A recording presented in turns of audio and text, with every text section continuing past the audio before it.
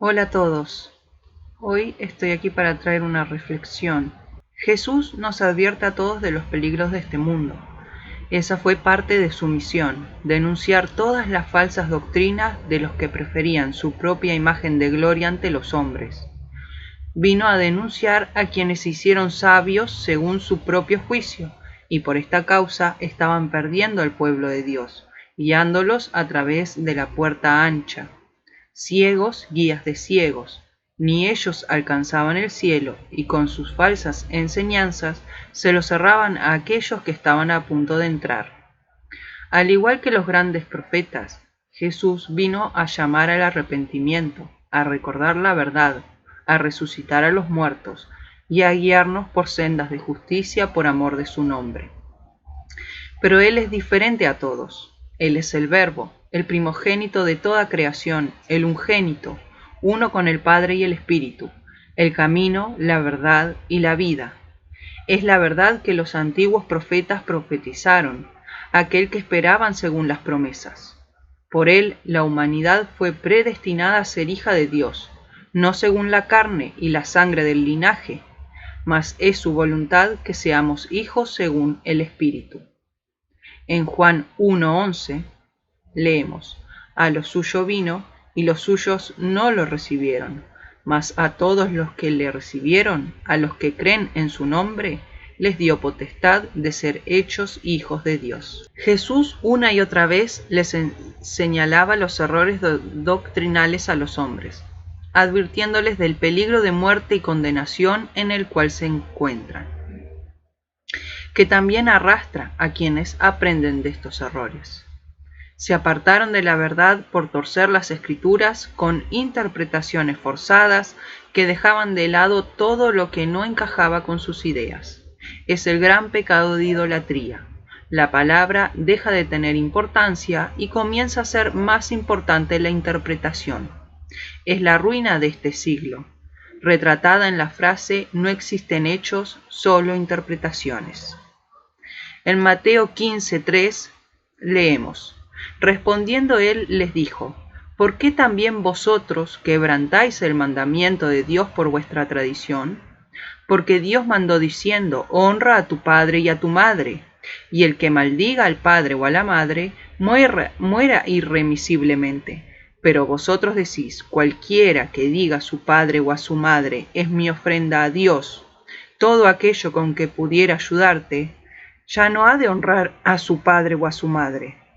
Así habéis invalidado el mandamiento de Dios por vuestra tradición. Hipócritas, bien profetizó de vosotros Isaías cuando dijo: este pueblo de labios me honra, mas su corazón está lejos de mí, pues en vano me honran, enseñando como doctrinas mandamientos de hombres. Nada de lo que dije hasta aquí es novedad, pues la Escritura nos recuerda dos cosas: cuál es la voluntad del Padre y cuándo nos apartamos. El Antiguo Testamento está lleno de profetas que advierten una y otra vez al pueblo de su pecado, de que se han apartado de los mandamientos, de cómo hombre tras hombre, pueblo tras pueblo, nos perdemos por dejar de lado la verdad a cambio de los pensamientos de nuestro corazón y las promesas y temores de este mundo. Tan metidos en la carne andábamos que olvidamos incluso qué es la verdad. Juan 18:38. Si algo queda claro es que la humanidad, siglo tras siglo, ha caído en el mismo error. Hasta que no alcancemos conciencia, arrepentimiento de esto, estaremos condenados a repetir el pasado. Pero el Padre es eterno, y así su palabra, sus promesas y todas sus advertencias siguen vigentes. En Josué 22:5 leemos: solamente que con diligencia cuidéis de cumplir el mandamiento y la ley que Moisés, siervo de Jehová, os ordenó, que améis a Jehová vuestro Dios y andéis en todos sus caminos, que guardéis sus mandamientos y le sigáis a él, y le sirváis de todo vuestro corazón y de toda vuestra alma. En Mateo 24:4-5 leemos: respondiendo Jesús les dijo: mirad que nadie os engañe, porque muchos vendrán en mi nombre diciendo: yo soy el Cristo, y engañarán a muchos. En Juan 5:39, Escudriñad las Escrituras, porque a vosotros os parece que en ellas tenéis la vida eterna, y ellas son las que dan testimonio de mí. Juan 8. Guardaos de los falsos profetas, que vienen a vosotros vestidos de ovejas, pero por dentro son lobos rapaces. Por sus frutos los conoceréis. No puede el buen árbol dar malos frutos, ni el árbol malo dar frutos buenos. Todo árbol que no da buen fruto es cortado y echado en el fuego. Así que por sus frutos los conoceréis. No todo el que me dice Señor, Señor, entrará en el reino de los cielos, sino el que hace la voluntad de mi Padre que está en los cielos. Muchos me dirán en aquel día, Señor, Señor, ¿no profetizamos en tu nombre y en tu nombre echamos fuera demonios y en tu nombre hicimos muchos milagros? Entonces les declararé, nunca os conocí, apartaos de mí, hacedores de maldad. Es muy importante tener esta pregunta presente en nuestras mentes. ¿Acaso se recogen uvas de los espinos o higos de los abrojos? El mundo actual a veces nos lleva a pensar que sí se puede recoger higos de los abrojos, pero la palabra es verdad, más sabia que cualquiera. Nadie recoge de un árbol malo frutos buenos. En cambio, hoy se nos dice que podemos ir por ahí tomando de la mala semilla lo mejor y quedarnos solo con lo bueno. Pero lo bueno, enseña la palabra, no da lo malo.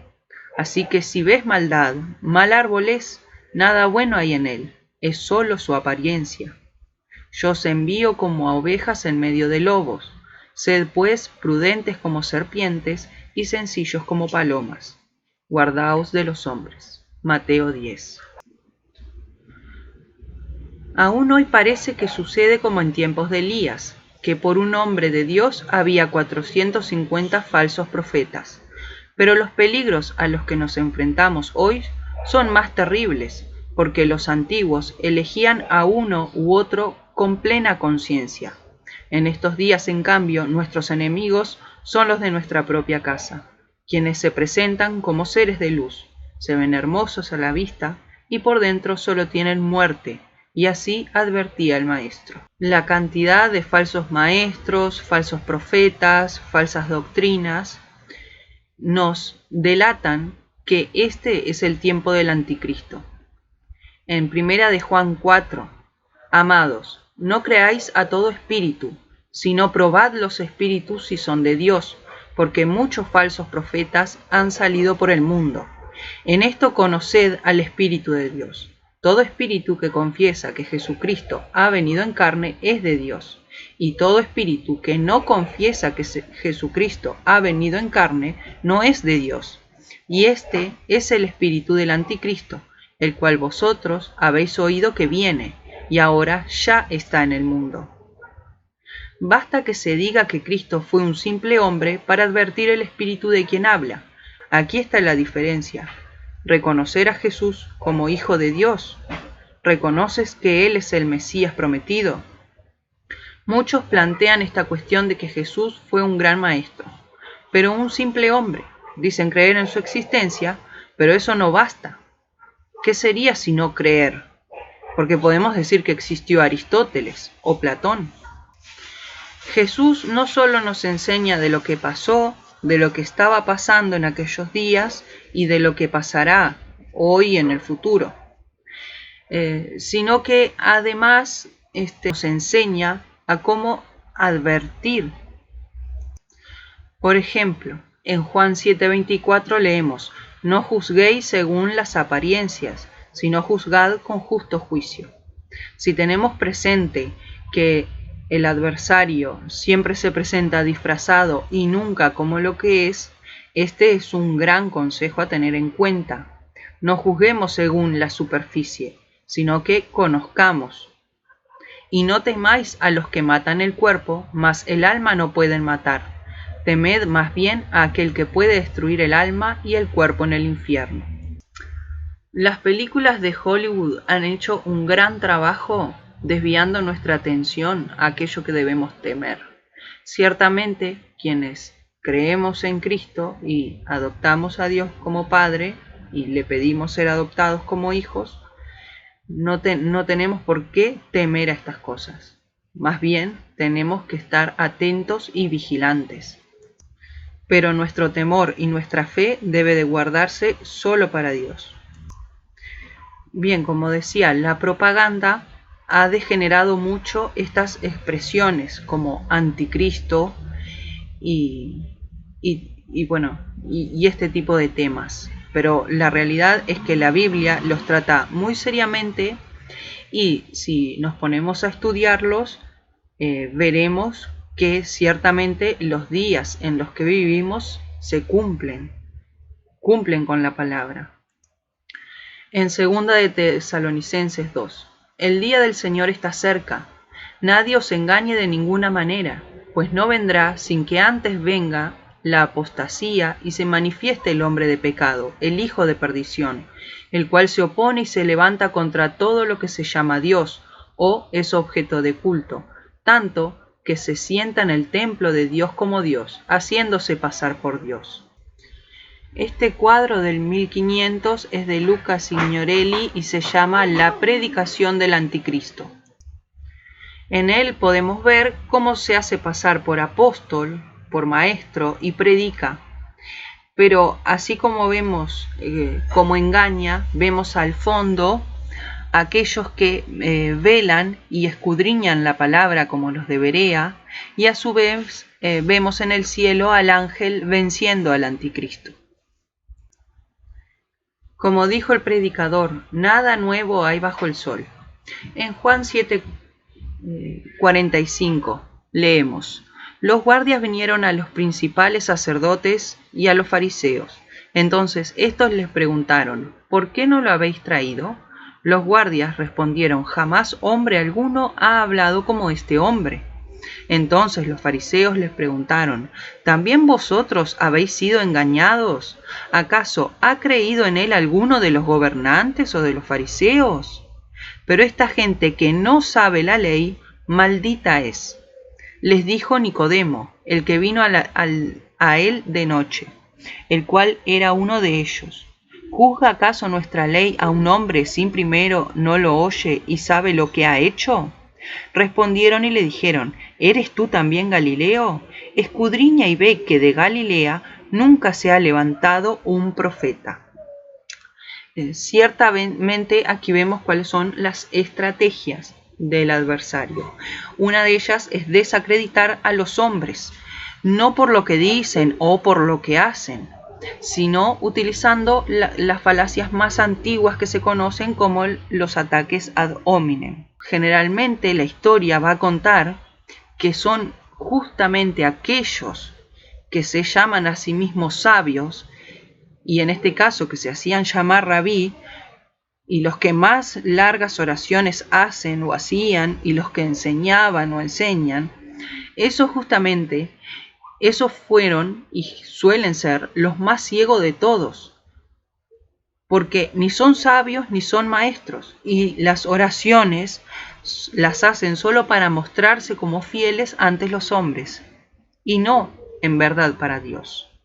De estos son los que Cristo advierte, de que son como lobos disfrazados de cordero. En Mateo 15, ¿sabes que los fariseos se ofendieron cuando oyeron esta palabra? Pero respondió Jesús: toda planta que no plantó mi Padre Celestial será desarraigada. Dejadlos, son ciegos, guías de ciegos, y si el ciego guiara al ciego, ambos caerán al hoyo. Jesús fue muy claro respecto a esto muchas veces. Hay hombres de quienes vale la pena aprender y otros que solo sirven para confundir y perder. No fue la primera vez que los hombres del mundo desacreditaron la palabra. Lo que los antiguos y los modernos tienen en común es el origen de todos los males. Todos dudan de la palabra de verdad. Esto es muy claro en el Génesis, en los reyes de Israel y en los fariseos. Hoy las dudas entran en nombre de la academia. Hoy se relativiza todo. Creo que el ejemplo de Génesis es uno de los más claros. Génesis 3. La serpiente era más astuta que todos los animales del campo que Jehová Dios había hecho, y dijo a la mujer: ¿con qué Dios os ha dicho, no comáis de ningún árbol del huerto? Aquí claramente ya vemos una distorsión de la palabra.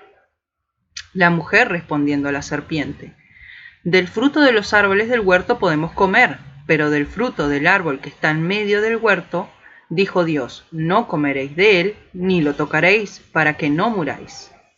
Aquí ya hay otro mal aprendizaje de la palabra, puesto Dios solo había dicho no comerán, pero no tocaréis. Eso es un agregado. Entonces la serpiente dijo a la mujer: no moriréis. Pero Dios sabe que el día que comáis de él, serán abiertos vuestros ojos y seréis como Dios, conocedores del bien y del mal. Aquí vemos una gran distorsión de la palabra, cómo se contradice lo que fue dicho por Dios. Y bueno, y creo que ya todos sabemos cómo termina esto, ¿no? ¿Quién era el que decía la verdad?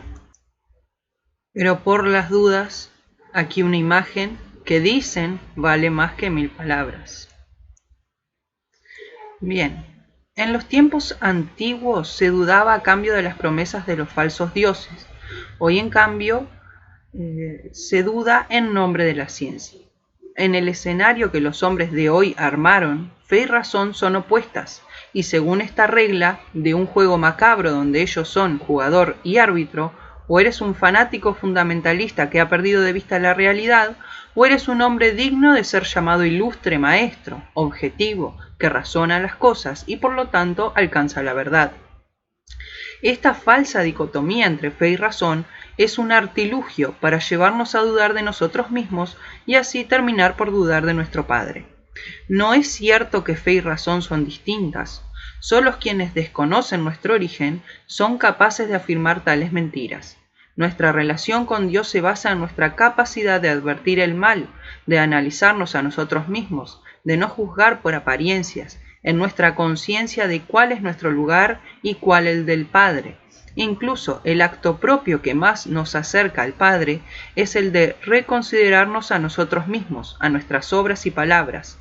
Es el arrepentimiento, que en su significado estricto exige el análisis de la persona y de la realidad tal cual es. Es literalmente un ejercicio mental, puesto solo tiene sentido si dejamos de lado nuestros deseos para evaluarnos. No tenemos permitido el azar en esto. No tenemos permitido imaginar. Solo tenemos permitido el análisis de los hechos a la luz de la palabra. Metanoeo es el arrepentimiento y se define como pensar diferente o reconsiderar. Es una derivación de dos palabras, la 3326 y la 3539.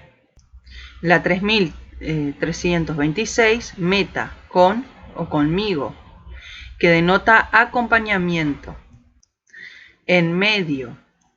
Y noieo sería entender, ejercer la mente, observar, comprender, captar, prestar atención. Algunos eruditos modernos no se pueden poner de acuerdo en casi nada, dudan hasta de la hora, pero se creen con la autoridad de cuestionar la Escritura y las razones de nuestra fe. A nosotros, que hemos conocido a Jesús, viéndolo obrar en nuestra vida, quieren sembrar la duda de la mano de teorías e hipótesis sin ofrecer más pruebas que sus argumentaciones falaces.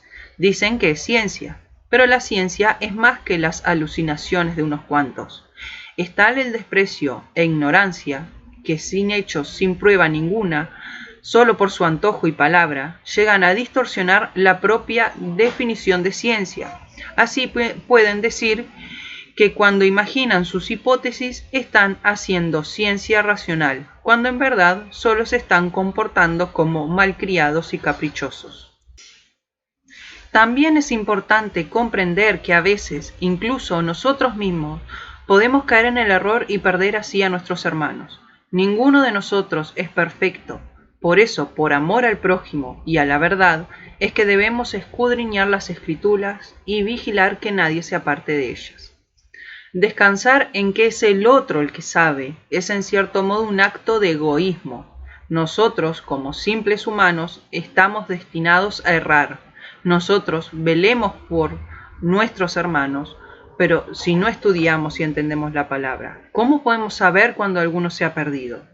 Debemos velar porque ninguno se pierda, no cayendo en vanas discusiones, dando nuestras opiniones ociosas delante de los hermanos más débiles.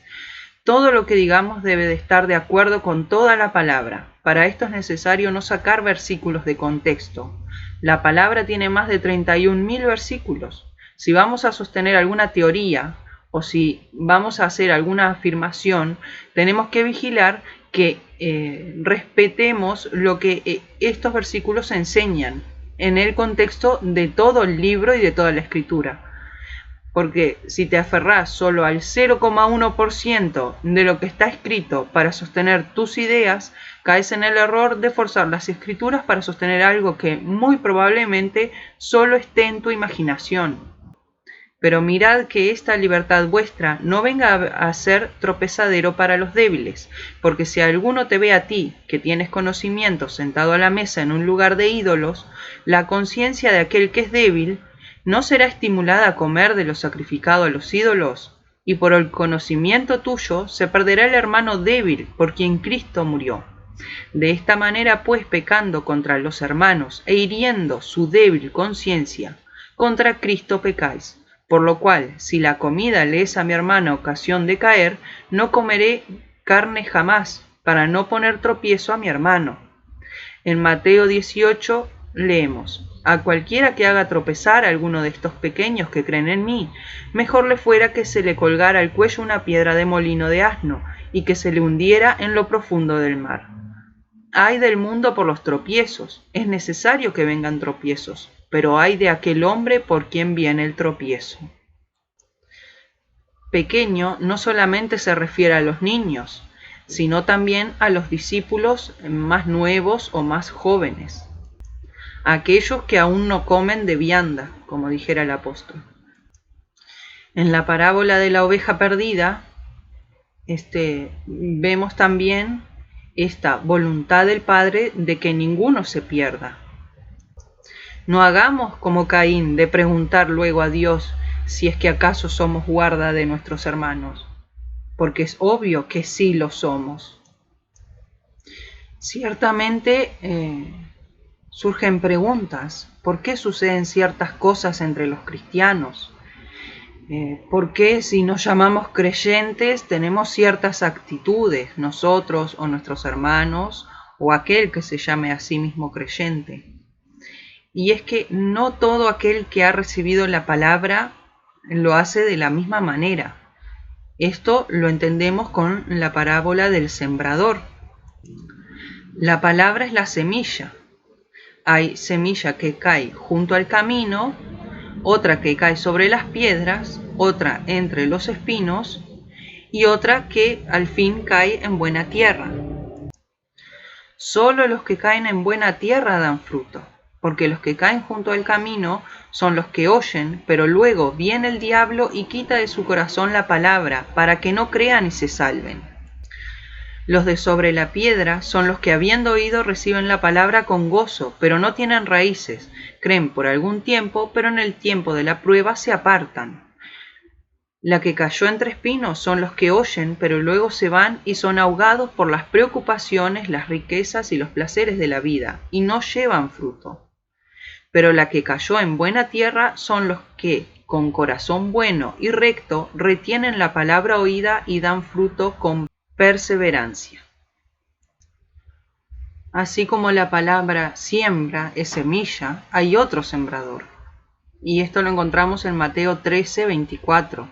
Les refirió otra parábola diciendo: el reino de los cielos es semejante a un hombre que sembró buena semilla en su campo, pero mientras dormían los hombres, vino su enemigo y sembró cizaña entre el trigo y se fue.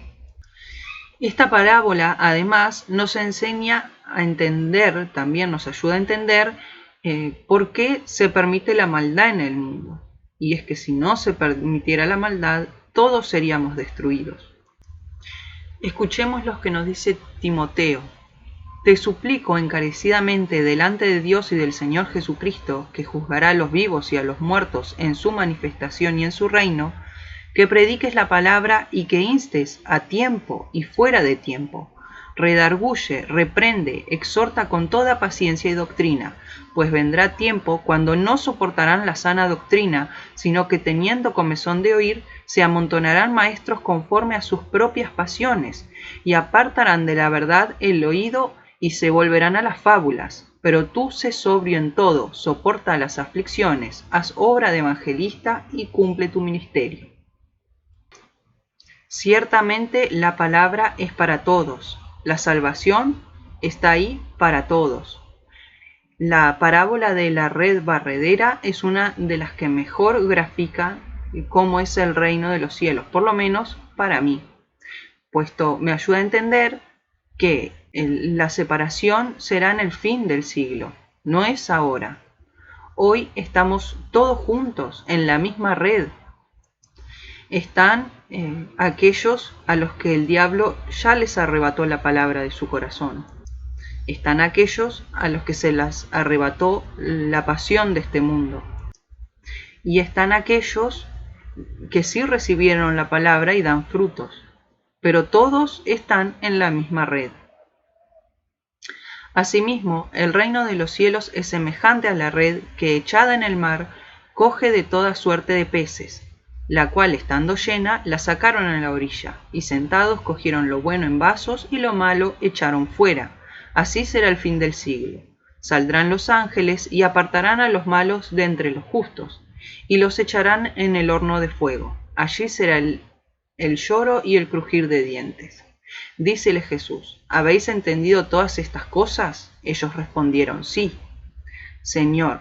Y él les dijo: por eso todo escriba docto en el reino de los cielos es semejante a un padre de familia que saca de su tesoro cosas nuevas y cosas viejas.